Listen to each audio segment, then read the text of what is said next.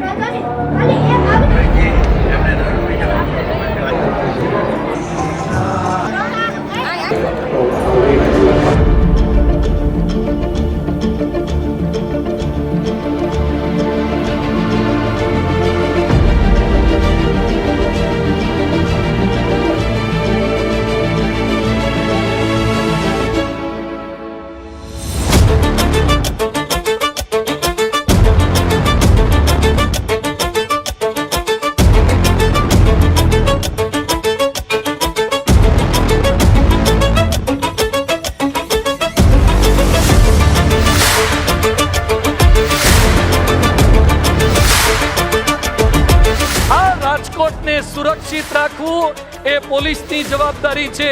રાજકોટને સુવિકસિત રાખવું એ કલેક્ટરને કમિશનરની જવાબદારી છે. રાજકોટને સુશિક્ષિત રાખવું એ શિક્ષકની જવાબદારી છે. રાજકોટને સુસ્વસ્થ રાખવું એ ડોક્ટરની જવાબદારી છે. પણ રાજકોટને સુસંસ્કારી રાખવું ને શ્રદ્ધાવાન રાખવું એ અમારી સાધુઓની જવાબદારી છે.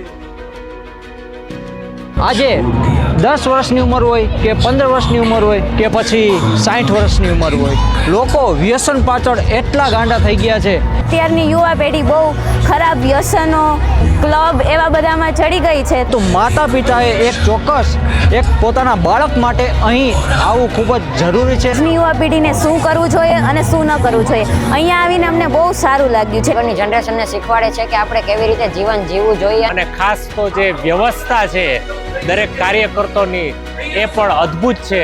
આટલા બધા માણસો આવ્યા પણ છતાં પણ કોઈ પણ જાતની અગવડતા પડી નથી.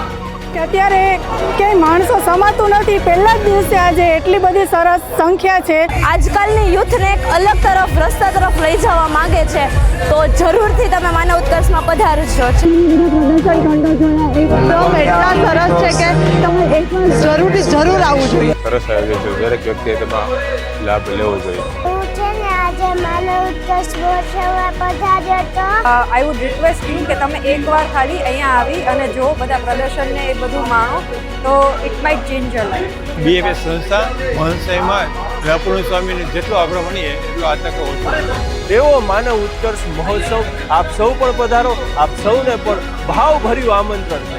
જય સ્વામિનારાયણ. જય સ્વામિનારાયણ. જય સ્વામિનારાયણ. જય સ્વામિનારાયણ. જય સ્વામિનારાયણ. જય સ્વામિનારાયણ. જય સ્વામિનારાયણ. જય સ્વામિનારાયણ.